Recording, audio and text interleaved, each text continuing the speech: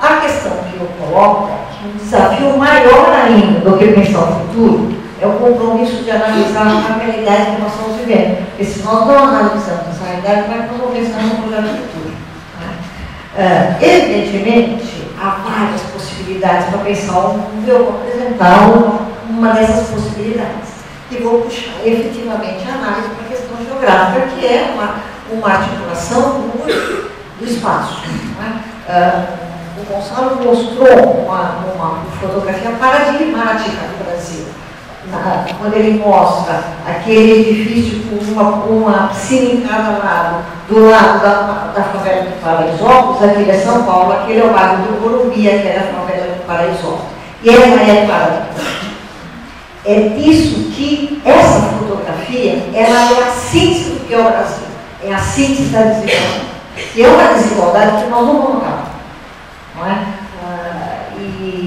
E a gente precisa pensar por que não, quais são os caminhos que nos levam a muito longo prazo de resolver aquele problema ali, a cidade mais rica do país, não é? Uma das mais ricas do país. Bem, o tema da mesa é um tema que impõe uma certa radicalidade. Erradicar a pobreza não é qualquer coisa, né? É um desafio incrível, apesar de constar um dos princípios da Rio 92, é uma coisa que ficou. E o Marcovitch está reclamando que o fórum está muito social e pouco ecológico, né, e pouco ambiental. Né? Mas, é claro, só tem um em 27 princípios, o social. Portanto, todo o debate sobre a sustentabilidade, o debate sobre o desenvolvimento sustentável, elimina a preocupação com a sociedade. Ela não existe. A menos que, como uma política assistencialista, não é? Vamos fazer alguma coisa. Por que temos que fazer alguma coisa? Temos que fazer alguma coisa porque o que importa é constituir um cenário necessário e tranquilo para o investimento de capital. Eu só leio o jornal e a gente vê o tempo todo toda a preocupação brasileira e resto do mundo, com a preocupação com o crescimento econômico, com a preocupação com os índices de Wall Street. É disso que se trata. Se faz em desenvolvimento, mas se faz crescimento. Enquanto a política, enquanto nos voltarmos para pensar estratégias de crescimento, estaremos cada vez mais longe de pensar estratégias de desenvolvimento. Também parece algo bastante. Bem, então o tema de erradicação é bastante forte, ele aponta uma direção de superação de uma situação que é crítica. E, portanto, ela revela a necessidade de elaboração de um projeto visando o fim dessa situação. Não é? Portanto, o tema da erradicação da pobreza implica necessariamente na discussão de um projeto de sociedade. Que sociedade nós queremos? Capaz de apontar as possibilidades e as impossibilidades dessa realização. Não é? O desafio é sair do discurso fácil e das boas intenções. Não é? E pensar efetivamente como é que a gente vai romper com essa situação. Não é?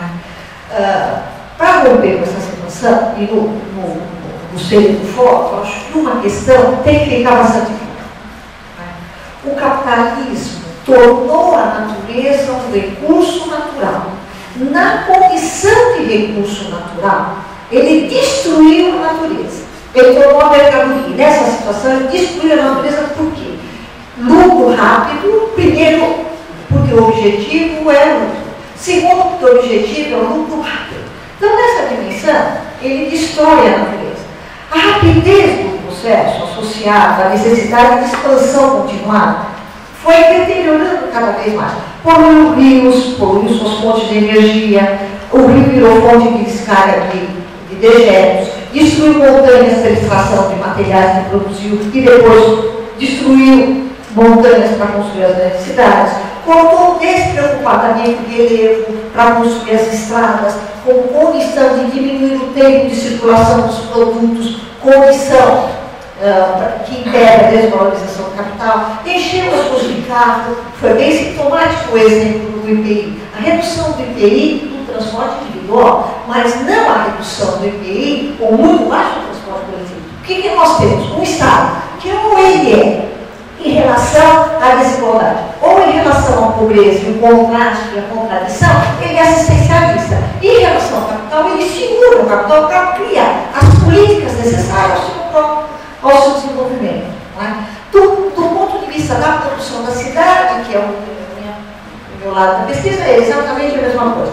Encher o nosso de carro, porque o modelo é automobilístico, porque a indústria automobilística é importante e porque o processo de industrialização se faz em cima dela. Gerou imensas periferias de trabalhadores no movimento de uma industrialização poupadora de mão de obra, baseada em altas taxas de exploração do trabalho, atraindo para, ao mesmo tempo que atraindo para as áreas urbanas um contingente cada vez maior de trabalhador, ele ao mesmo tempo expulsou ele da cidade.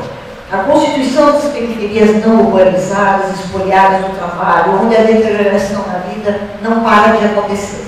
A pressa de realização dos lucros também degradou o trabalho. Criou condições subhumanas de vida, além de deteriorar a natureza. Essa se torna rara. A natureza, nesse processo deteriorado, destruído pelo capital, se tornou rara. Mas o que acontece com essa raridade? Então, a sociedade socializou os custos dessa destruição da natureza e o que faz o capital? Ele se tornou a raridade uma mercadoria. E nessa nova condição de mercadoria, fatura-se sobre ela. Toda a produção dos condomínios fechados nas metrópoles, nas cidades do Brasil inteiro, é exatamente a venda de uma natureza que foi destruída pelo capital, a venda de um estilo de vida que foi destruído, a venda de condições dignas de uma vida que também foi destruída. Então ele destrói e fatura no nicho de mercado. Todo o desenvolvimento do chamado turismo, seja ele ecológico, antropológico, é exatamente a venda da raridade, da natureza, dos bens culturais, daquilo que é o resíduo da história. Não é? Então, gerando altos lucros através da produção de novos produtos. Não é? Então, mas aí nós separamos o seguinte problema: a natureza ela é finita, mas a força de trabalho não é. Então, a preocupação com a natureza, com o futuro da sociedade vem da natureza. A força de trabalho continua sendo produzida, não é? Em todas as condições, nas condições mais precárias, mas nós não estão reclamando que o mundo está muito cheio, não é? Então está se reproduzindo. Então, nessa via, o que a gente precisa, o que se coloca como debate, é que a crise ecológica, a degradação da natureza, ela é, em essência, um problema social. Ela é, em essência, social. Não é? Por as relações sociais de produção, por as relações, as alianças do Estado com o capital, as alianças de classe, que fizeram com que a busca de lucro a todo custo criasse as condições com as quais nós estamos enfrentando. Né? Deterioração da vida do planeta, discurso sobre a devastação, que está longe de atingir a consciência do que é a devastação. Nesse processo, o que está em jogo é que fenômenos sociais, contradições que estão na base dessa nossa sociedade, acabam sendo naturalizados, não é? Então, se a tela está sendo naturalizada, ela produz um discurso fácil e frágil que desonera o capital, as empresas e o Estado dos problemas da crise que nós nos encontramos agora. Não é? De um modelo de acumulação que é predatório, de aliança de manutenção do poder. Do outro lado, só sobrou o quê? Sobrou o outro lado, sobrou a contradição. A pobreza é o fruto direto dessa mesma exploração desmedida, perpetrada do processo de crescimento capitalista, que não gera desenvolvimento apesar da sua retórica. A pobreza, além dos estritos limites dos indicadores associados ao consumo, associados à renda, é a condição do não sujeito, aquele que é estigmatizado. A pobreza associada à violência, ao feio, ao não compatível com o cenário globalizado, por exemplo, das grandes metrópoles. É por isso que as operações urbanas higienizam o espaço, expulsam o pobre. Expulsam lá para fora, lá para a periferia, onde as pessoas não vão vê-los.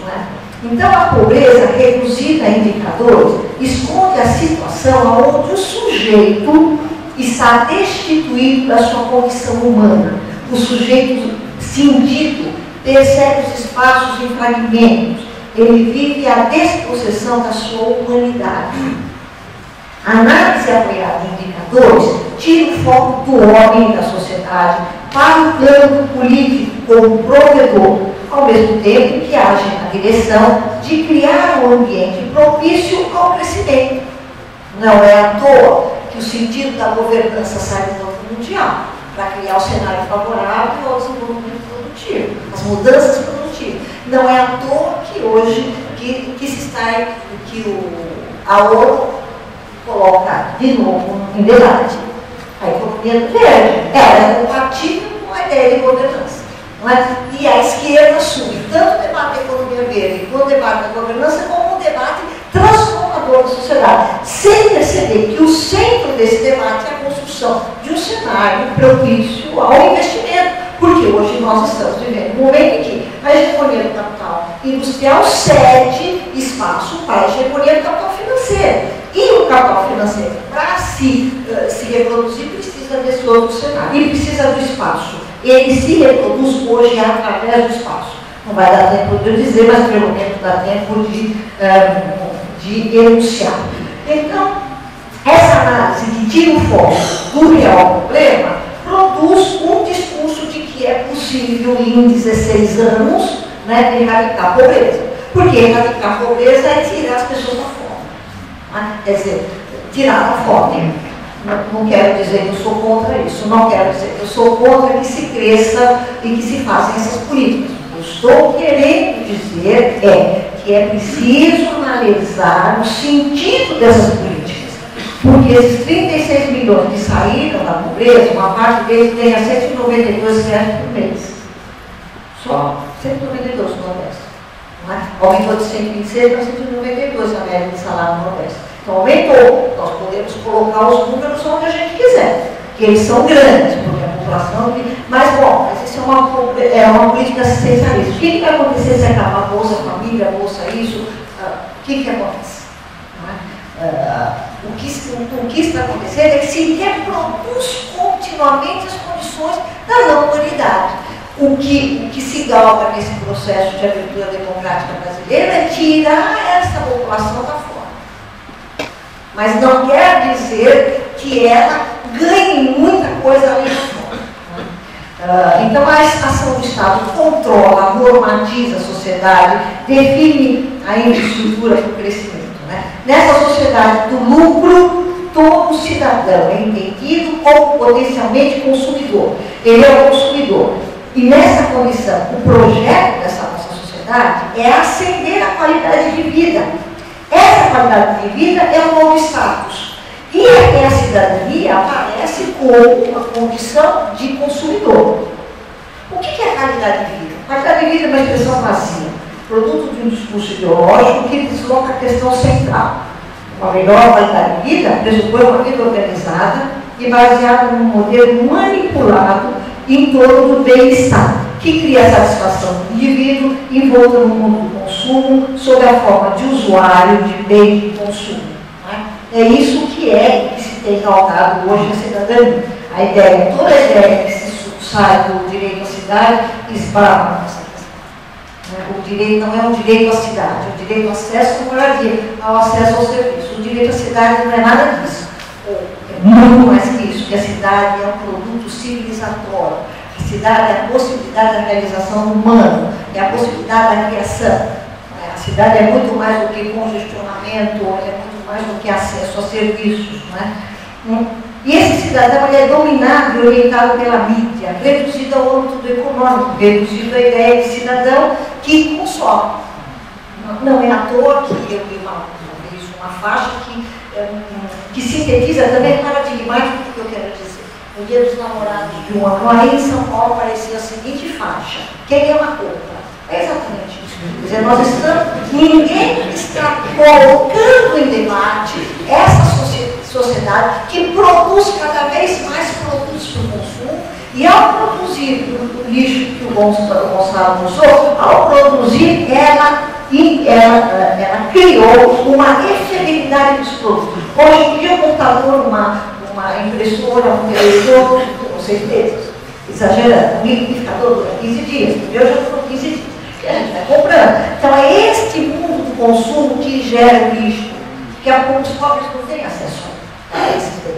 Então, é esse lixo, esse resíduo, que é a indústria que gera, não é a pobre que gera. Não é? Então, nesse horizonte, o combate à pobreza se define como a impossibilidade de acesso,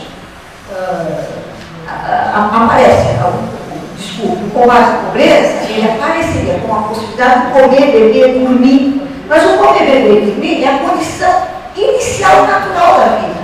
É a condição animal, né, natural do indivíduo. Não é a condição que o século XXI, que a civilização, em toda a sua história, produziu. Né?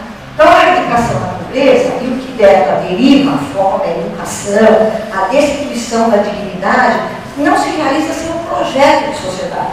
A radicalidade do termo coloca a necessidade de transformação radical daquilo que a produz, daquilo que está na base dessa sociedade. De volta àquela foto, o que separa um do outro. O que separa um do outro é acesso à propriedade privada.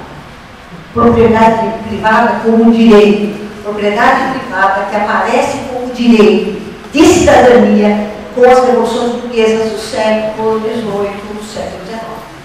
A Declaração dos Direitos do Homem, a nossa Constituição Cidadã, todas elas de origem burguesa colocam a propriedade privada como um direito. E é essa propriedade como um direito que está fazendo todo esse estrago.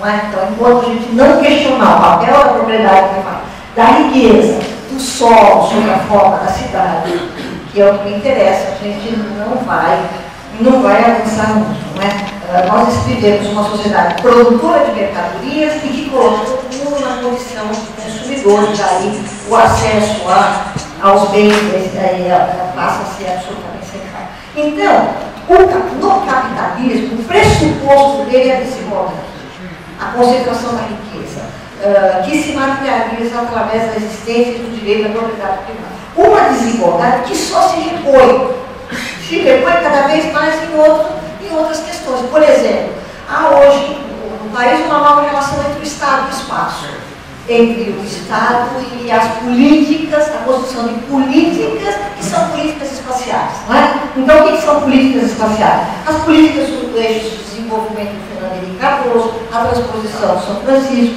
as operações urbanas, os problemas